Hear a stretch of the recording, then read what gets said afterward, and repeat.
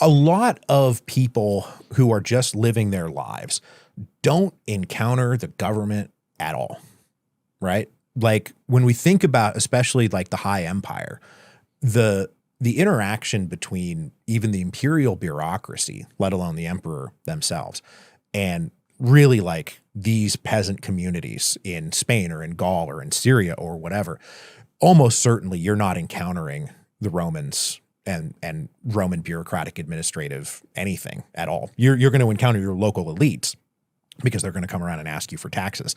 And that's the main thing is like, are you paying your taxes? Are the taxes of your community being generated?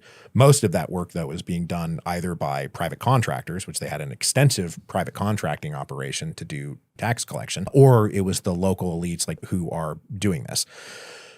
So mostly you are just going about your own daily life. You're not really thinking about the wider world at all.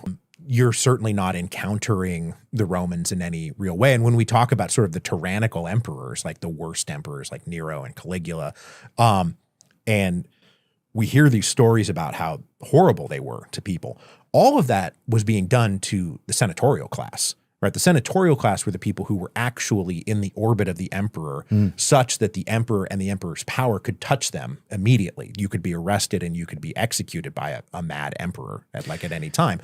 But that's not happening to peasants. It was not about like the oppression of the people. And in fact, if we really went back through it and really started doing revisions of what we think about things, there's definitely a revisionist case to be made for Caligula. There's a revisionist case to be made for Nero, that they were actually, if you talk to regular people, they were like, we loved him.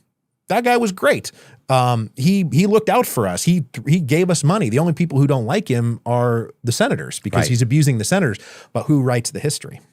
The senators. The senators write the history. And so now we hear all the bad things about these guys because they were mostly bad to the senatorial class.